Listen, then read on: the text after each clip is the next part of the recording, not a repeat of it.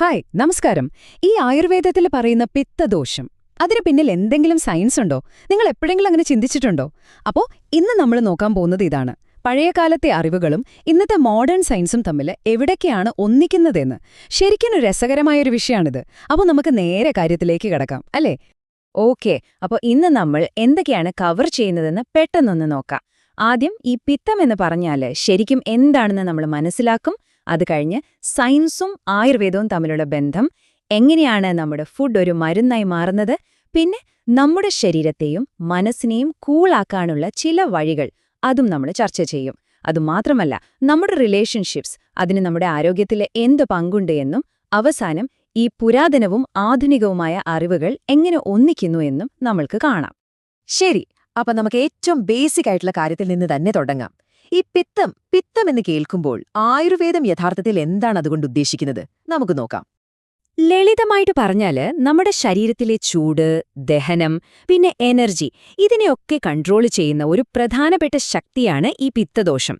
അഷ്ടാംഗഹൃദയം പോലുള്ള പഴയ ഗ്രന്ഥങ്ങളിലൊക്കെ ഇതിനെക്കുറിച്ച് പറയുന്നുണ്ട്. ഇതൊരു വെറും കോൺസെപ്റ്റ് മാത്രമല്ല, നമ്മുടെ ബോഡിയിലെ ഒരുപാട് പ്രധാനപ്പെട്ട പ്രവർത്തനങ്ങളെ ഒരുമിച്ച് കൊണ്ടുപോകുന്ന ഒരു സിസ്റ്റം തന്നെയാണിത്. ഓക്കെ, അപ്പോൾ നമ്മൾ ഇതിന്റെ ഏറ്റവും പ്രധാനപ്പെട്ട ഭാഗത്തേക്ക് വരെയാണ്. ഈ പഴയ കാലത്തെ ഒരു സങ്കല്പത്തെ ഇന്നത്തെ മോഡേൺ സയൻസുമായിട്ട് നമുക്ക് എങ്ങനെ കണക്ട് ചെയ്യാൻ പറ്റും, അതാണ് നമ്മൾ അടുത്തതായി നോക്കുന്നത്. അപ്പോൾ സംഭവം എന്താന്ന് വെച്ചാൽ, ഈ പിത്തം എന്ന് പറയുന്നത് എന്തൊരു മാന്ത്രിക ശക്തിയൊന്നും അല്ല. ശരിക്കും പറഞ്ഞാൽ ഇന്നത്തെ ബയോകെമിസ്ട്രിക്ക് വളരെ വ്യക്തമായി വിശദീകരിക്കാൻ പറ്റുന്ന 3 പ്രധാനപ്പെട്ട കാര്യങ്ങൾ ഇതിൽ വരുന്നുണ്ട്. എന്തൊക്കെയാണെന്നല്ലേ? നമ്മുടെ മെറ്റബോളിസം അഥവാ ഉപാപചയ പ്രവർത്തനങ്ങൾ, പിന്നെ നമ്മുടെ ബോഡി ടെമ്പറേച്ചർ കൺട്രോൾ ചെയ്യുന്ന തെർമോ റെഗുലേഷൻ, അതോടൊപ്പം നമ്മുടെ ഇമ്മ്യൂൺ സിസ്റ്റത്തിന്റെ പ്രതിരോധ പ്രവർത്തനങ്ങളും. ഇവയെല്ലാം ചേർന്നൊരാശയമാണ് പിത്തം. നമുക്കെല്ലാവർക്കും അറിയാം ആയുർവേദത്തില് ഭക്ഷണത്തിന് എത്രത്തോളം പ്രാധാന്യമുണ്ടെന്ന്. അപ്പോൾ ഈ പിത്തം ബാലൻസ് ചെയ്യാൻ വേണ്ടി നിർദ്ദേശിക്കുന്ന ചില ഭക്ഷണങ്ങളുണ്ട്. അതിനൊക്കെ ശരിക്കും ശാസ്ത്രീയമായി തെളിയിക്കപ്പെട്ട ഗുണങ്ങളുണ്ട്. അതെന്തൊക്കെയാണെന്ന് നോക്കാം. പിത്തം കൂടുമ്പോൾ അതിനുള്ള ചികിത്സയിൽ ഏറ്റവും പ്രധാനമായി വരുന്ന ഒന്നാണ് നെയ്യ്. സർപ്പിഹ എന്നാണിതിനെ സംസ്കൃതത്തിൽ പറയുക. എന്തുകൊണ്ടാണ് ഈ നെയ്യിന് ഇത്രയും പ്രാധാന്യം?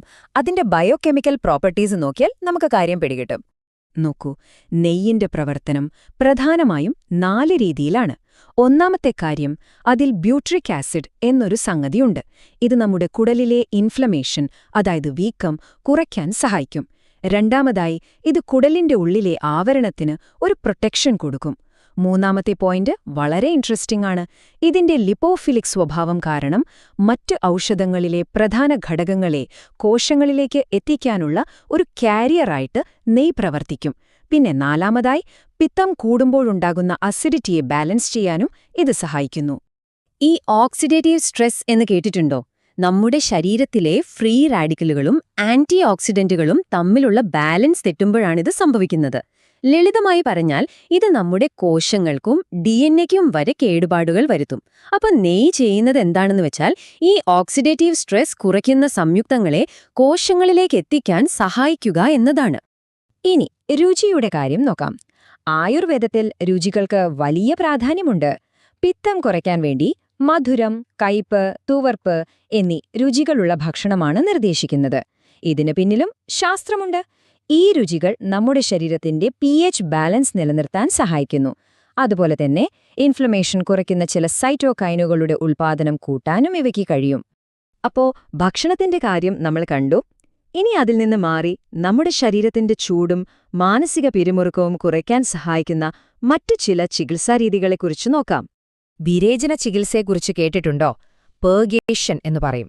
നമ്മുടെ ശരീരത്തിൽ നിന്ന് വിഷാംശങ്ങളെ പുറന്തള്ളുന്ന ഒരു പ്രക്രിയയാണിത്. ഇതിന് വെറുതെ എന്തെങ്കിലും പുറന്തള്ളുക എന്നതിലുപരി വളരെ കൃത്യമായ ചില ശാരീരിക ലക്ഷ്യങ്ങളുണ്ട്. അപ്പോൾ ഇതെങ്ങനെയാണ് പ്രവർത്തിക്കുന്നത്? പ്രധാനമായും ഇത് ലക്ഷ്യം വയ്ക്കുന്നത് നമ്മുടെ കരളിനെയും പിത്തസഞ്ചിയെയും, അതായത് ഗോൾ ബ്ലാഡറിനെയുമാണ്. ഇവയെ ശുദ്ധീകരിക്കുന്നു. ശരീരത്തിൽ അധികമായി വരുന്ന പിത്തരസം, അതായത് ബൈൽ, പുറന്തള്ളുന്നതിലൂടെ ബോഡി ടെമ്പറേച്ചർ നിയന്ത്രിക്കാൻ സഹായിക്കുന്നു. അതോടൊപ്പം ദഹനനാളത്തിലെ എൻഡോടോക്സിനുകൾ പോലുള്ള വിഷാംശങ്ങളെ ഇല്ലാതാക്കുകയും ചെയ്യുന്നു. ഇനി മറ്റൊരു രീതിയാണ് അറോമാതെറാപ്പി അഥവാ സുഗന്ധചികിത്സ. ഇതിൽ തന്നെ ഏറ്റവും മികച്ച ഉദാഹരണങ്ങളിലൊന്നാണ് ചന്ദനം. ചന്ദനത്തിന് എങ്ങനെയാണ് നമ്മുടെ ശരീരത്തെ തണുപ്പിക്കാൻ കഴിയുന്നതെന്ന് നോക്കാം. ചന്ദനത്തിന് ഒരു ഡബിൾ ആക്ഷനാണുള്ളത്.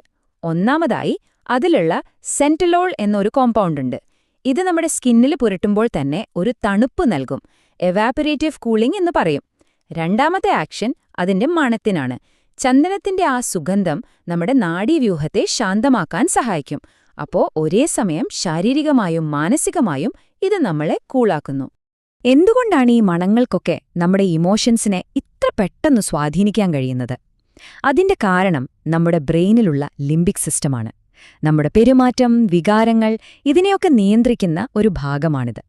ഗന്ധത്തിന് ഈ സിസ്റ്റത്തെ വളരെ പെട്ടെന്ന് ഉത്തേജിപ്പിക്കാൻ കഴിയും. അതുകൊണ്ടാണ് ചില മണങ്ങൾ നമ്മളെ പഴയ ഓർമ്മകളിലേക്ക് കൊണ്ടുപോകുന്നതും റിലാക്സ്ഡ് ആക്കുന്നതും. അപ്പോ ചന്ദനം പോലുള്ള സുഗന്ധങ്ങള് വെറുതെ ഒരു നല്ല ഫീല് തരുന്നുവെന്ന് മാത്രമല്ല, സയന്റിഫിക്കലി പറഞ്ഞാൽ നമ്മുടെ ശരീരത്തിലെ സ്ട്രെസ് ഹോർമോണായ കോർട്ടിസോളിന്റെ അളവ് നേരിട്ട് കുറയ്ക്കാൻ വരെ ഈ സുഗന്ധങ്ങൾക്ക് കഴിയും. അപ്പോ അടുത്തത് വളരെ രസകരമായൊരു വിഷയമാണ് നമ്മുടെ സോഷ്യൽ കണക്ഷൻസ്.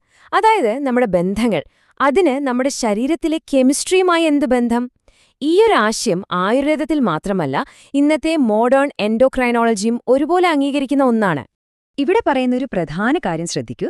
സ്നേഹമുള്ള സുഹൃത്തുക്കളുമായും കുട്ടികളുമായുമുള്ള സമ്പർക്കം ഓക്സിറ്റോസിൻ, ഡോപ്പമൈൻ തുടങ്ങിയ സന്തോഷ ഹോർമോണുകളുടെ ഉൽപ്പാദനം വർദ്ധിപ്പിക്കുന്നു. എന്നുവെച്ചാൽ നമ്മുടെ ബന്ധങ്ങൾ നമ്മുടെ ശരീരത്തിൽ നേരിട്ട് ഹോർമോണൽ മാറ്റങ്ങൾ ഉണ്ടാക്കുന്നു. ഇതിന്റെ പിന്നിലെ ബയോളജി എന്താണെന്ന് നോക്കാം. നമ്മൾ പോസിറ്റീവായ സാമൂഹിക ഇടപെടലുകളിൽ ഏർപ്പെടുമ്പോൾ നമ്മുടെ ശരീരം റെസ്റ്റ് ആൻഡ് ഡൈജസ്റ്റ് മോഡിലേക്ക് മാറും. അതായത് നമ്മുടെ പാരാസിമ്പതറ്റിക് നെർവസ് സിസ്റ്റം ആക്ടിവേറ്റ് ആകും. ഇത് സ്ട്രെസ് കുറച്ച് ശരീരത്തെ ശാന്തമാക്കുന്ന ഒരു അവസ്ഥയാണ്. നമ്മുടെ ബന്ധങ്ങൾ മാത്രമല്ല, നമ്മുടെ ചുറ്റുപാടുകൾക്കും ഇതേപോലൊരു സ്വാധീനം ചെലുത്താൻ കഴിയും.